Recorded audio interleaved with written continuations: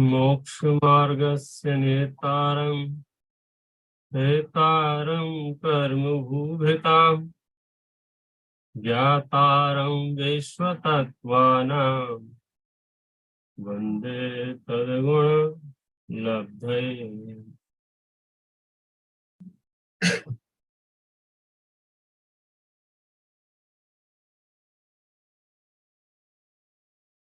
जो परिस्थितियां हम और आप सबके सामने बनी हैं,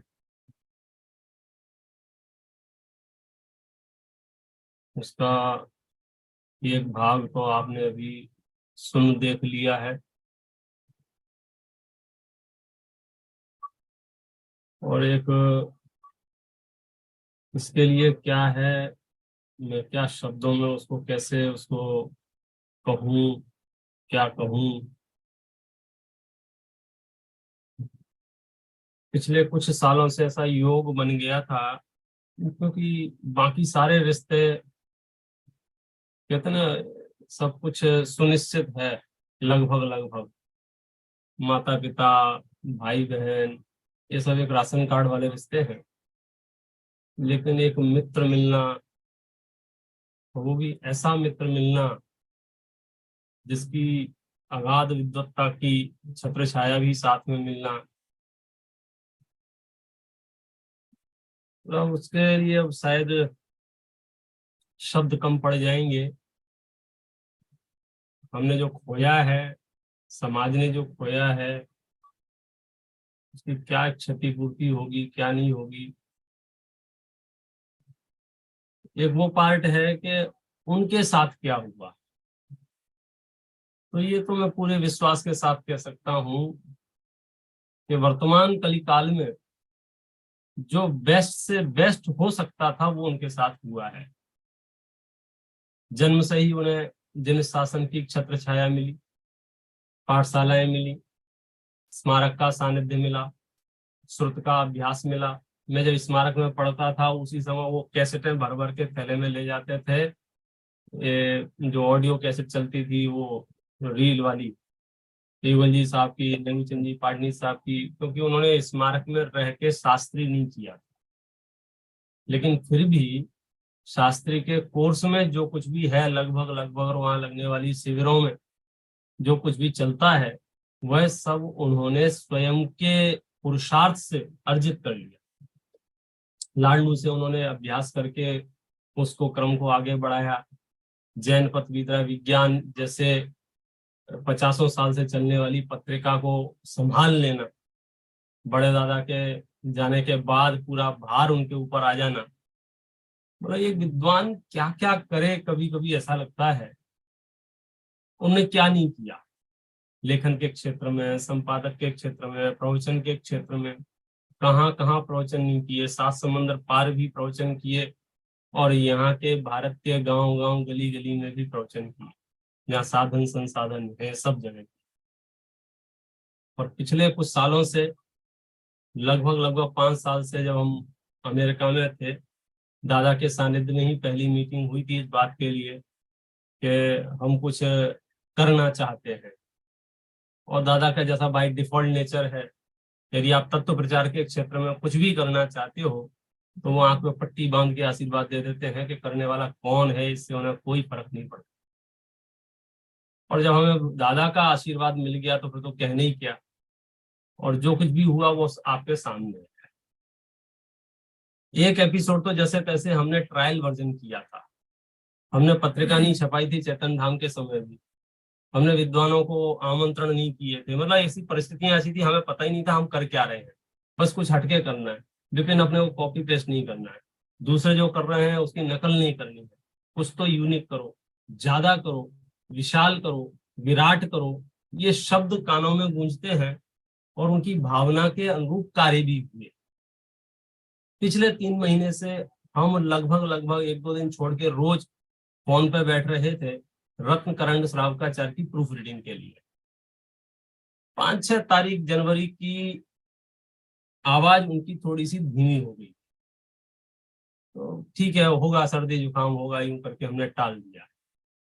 9-10 तारीख तक स्थिति इतनी कम हो गई थी कि मैंने जो स्पीकर पे बात करता था उसकी जगह वो लगाए ईयरफोन लगा के बात करना शुरू की, क्योंकि रात को 9 साढ़े 9 बजे फ्री होते थे और फिर 11 12 बजे तक हम बैठते थे प्रूफ रीडिंग के लिए। वो चीजें सामने आने लग गई थी कि वे प्रश्न पढ़ते थे तो मैं, भाई साहब ये वाला प्रश्न तो हो गया है। अच्छा, बोले हो गया क्या? बोले ठीक है। हमको नहीं मालूम था ये किस चीज का सिम्टम है, लेकिन हम ये समझ रहे थे कि ढाई दीप जैसा विराट पंचकल्याणक, विशाल पंचकल्याणक उनके सामने है, तो हो सकता है उसका डायवर्जन हो, उसकी थकान हो। आवाज बहुत कम थी, लेकिन इतनी बीमारी में भी, इतनी तकलीफ में भी वे रत्नकर्ण श्रावकाचार्य की प्रूफ रीडिंग 2 2 ढाई ढाई घंटे करते। 10 तारीख को तो वो लगभग करते करते सो से गए। तो मैं हेलो हेलो, वैसे नींद आ रही कि हाँ भाई नींद आ रही है, मैं आप सो जाओ। फिर अगले दिन 11 तारीख को अंतिम प्रूफ रीडिंग हुई थी, और उसके बाद से तो समझो स्थिति इतनी कमजोर हो गई थी कि हमारी बातचीत लगभग बंद हो गई थी। इधर उधर से फोन लगा के पूछ लिए थे क्या हुआ, नहीं भाई साहब आराम कर रहे हैं, भाई साहब आराम कर रहे हैं। और 15 तारीख को समझो ये मामला सामने आया। 16 तारीख को वो बॉम्बे के लिए फ्लाइट से रवाना हुए। मुझे जब सूचना मिली कि वो बॉम्बे निकल चुके हैं, तो मैंने किसी से बात नहीं की। सहज क्यों कैसे हुआ भगवान जाने। कहते हैं ना, नियोग ही होता है, कुछ करने से कुछ नहीं होता। लाख सोचते हैं वहां नहीं पहुंच पाते हैं। योग ऐसा था कि मैंने देखा तो एक सीट खाली थी, करंट में 200 रुपये कम में सीट मिली। एक ही सीट खाली थी दुरंतो की। 7:15 बजे मुझे मैसेज आया, और 8 बजे की ट्रेन थी। पैकिंग करके सीधा ट्रेन में चढ़ गया। ट्रेन में चढ़ने के बाद मैंने फोन लगाया एजेंट साहब को कि मैं बम्बई के लिए रवाना हो गया हूँ। एजेंट साहब ने अपनी भूमिका के अनुसार प्रोटोकॉल निभाते हुए उन्होंने सीधे सीधे हाँ नहीं कहा। मैं थोड़ा सा बताता हूँ, ऐसा है वैसा है। वो अपनी व्यवस्था के अनुसार उचित कर रहे थे, और लगभग मुझे ना जैसा ही कह दिया था। तो मैंने कि ठीक है, आप बिल्कुल चिंता न करो, मलाड में मेरी ससुराल है, मैं मलाड निकल जाऊंगा, लेकिन अब तो मैं ट्रेन में बैठ गया हूँ। और ये ट्रेन भी दुरंतो है, ये बीच में रुकेगी भी नहीं अब, इसलिए आप कोई विकल्प मत करो। लेकिन 15 मिनट में ही जब भाई साहब तक सूचना पहुंची, समाचार पहुंचे, संजीव भाई साहब सृष्टि भाभी को, जब संस्कृति भाभी को बताया, तो वहां से सहज स्वीकृति मिली कि नहीं, यहीं आए सीधे। और योगानुयोग से मेरा अपना पुण्य का उदय था कि ऐसे व्यक्तित्व के साथ रहने का अवसर मिला, और हम मैं वहां पहुंच गया। बाकी सारी परिस्थितियां आपको सुना दी गई हैं, मैं उनको नहीं सुनाऊंगा। मैं तो 3 4 चीजें कह के अपने विषय को विराम करूंगा। एक तो बीमारी क्या है, इसकी उपस्थिति और इसकी सूचना जब मिल गई, उसके बाद हम जाते हैं उपचार वाले खाते में। तो मैं समझता हूँ किसी ने इसमें कुछ किया नहीं है, उस जीव का अपना पुण्य का योग है कि उसे उन परिस्थितियों से गुजरना नहीं पड़ा जिसे हम बुरी समझते हैं। मतलब एलोपैथी का नाम सुनते ही हम जो कहते हैं कि भैया क्यों एलोपैथी लेनी पड़ रही है, डॉक्टर ही मना कर रहा था। और कौन मना कर रहा था? एलोपैथी का डॉक्टर मना कर रहा था, न्यूरो सर्जन है। ऐसा भी नहीं कि आयुर्वेद का डॉक्टर ने मना कर दिया हो। तो वो एक रास्ता उनके लिए समझो था ही नहीं। इतने उत्कृष्ट जीव हैं तो उनके लिए अयोग्य निमित्त मिलते भी नहीं। इसलिए किसी के चित्त में इस जाति की भ्रांतियां हों कि पता नहीं क्या करते रहे वहां, 1 महीने तक प्रयास करते रहे, इलाज कराते रहे, ठीक नहीं हुए, फलाना नहीं हुए, ठिकाना नहीं हुए। सच बात यह है, उन्होंने 1 महीना पूरा अपने आप के लिए दिया, पूरा 1 महीना। उस 1 महीने में ना उन्होंने फोन को हाथ लगाया, ना उन्होंने कोई दूसरे संकल्प विकल्प किए। शुरुआत के दिनों में तो इतने स्वस्थ थे कि जब हम यहाँ आए तो पार्ला मंदिर के दर्शन करने गए, वहाँ की लाइब्रेरी देखी। लाइब्रेरी के समय भी हमने बातचीत की, पूछा भाई साहब ये देखो कितनी सुंदर लाइब्रेरी है। तो भाई साहब ऐसा क्या लगता है आपको? तो बोले ऐसी लाइब्रेरियां तो गांव गांव में होना चाहिए। ये उनके उद्गार थे कि बोले इतनी स्वच्छता, इतनी व्यवस्थित, कोई दिन में भी जाके पढ़ना चाहे, एक एक डेस्क पर लैपटॉप रखा हुआ है, मतलब हेडफोन लगे हुए हैं गुरुदेव के प्रोजेक्ट सुनने के लिए। तो बोले ऐसी लाइब्रेरियां तो हर जगह होना चाहिए।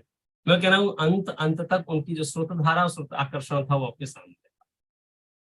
धीरे धीरे जब बीमारी बढ़ रही थी तो हमारे पास फिर उपचार भारत है, और भारत में उपचारों की कमी नहीं है। हर क्षेत्र में कोई ना कोई डॉक्टर, कोई ना कोई फेमस वैद्य, कोई ना कोई जड़ी बूटी वाला, कोई ना कोई अलग अलग विधियों वाले लोग हैं। तो शुरुआत में फोन आते थे तो जैसे तैसे मैनेज करते थे, हम डॉक्टर से पूछते हैं, डॉक्टर से पूछते हैं। लेकिन टाइम के बाद ऐसा हो गया कि हम क्या क्या उपचार करेंगे, इसलिए लगभग कहीं से कोई उपचार का ज्यादा उसमें उलझन में पड़े बिना किसी डॉक्टर के, भाई साहब तो कहीं दूसरी जगह गए भी नहीं। और इसमें मैं समझता हूँ संस्कृति भाभी का जो बहुत अच्छा रोल रहा। उन्होंने, मुझे डाउट था कि पता नहीं ये कैसे संभालेंगे, लेकिन एक निर्यापक शब्द जो कहा जाता है, सच में कि पूरी भूमिका उनकी इस बात में सार्थक रही कि उन्होंने उनके परिणामों को संबल देने के लिए ना उनके सामने रोई, ना उनके सामने विचलित हुई, ना उनके सामने परेशान हुई, ना उनके सामने खींचना तुम बार बार ऐसा क्यों कर रही हो क्या। बिल्कुल सहजता से उन्होंने उस पूरे एक महीने को, मैं कह रहा हूँ, जिया है। बाकी टाइम तो भाग दौड़ में यहाँ जाना है वहां जाना है, टिकट देखना, उतरना चढ़ना। हमने पूरा पंच कल्याणक का जो इंदौर में चल रहा था वहां बैठ के टीवी पे आनंद लिया उसका। एक एक इंद्र सभा और सब दादा के प्रवचन भी शुरू हुए तो उसमें विकल्प आया कि देखो दादा ने भी शायद प्रवचन हमारे लिए कर रहे हैं, क्योंकि पंच कल्याणकों में अक्सर प्रवचन जो होते हैं वो कल्याणकों पे होते हैं, लेकिन इस बार दादा के पंच कल्याण के प्रवचन में भी समाधि सहजता थी। तो वो भी एक योग था कि समझो डायरेक्ट हमको ही ये संबोधन दे रहे हैं, और हमने प्रसन्नता पूर्वक वहां बैठ के भाई साहब के साथ में प्रवचन भी सुने। घूमने फिरने भी गए। कहने का मतलब ये है बहुत आनंद और समता की स्थिति में जिए।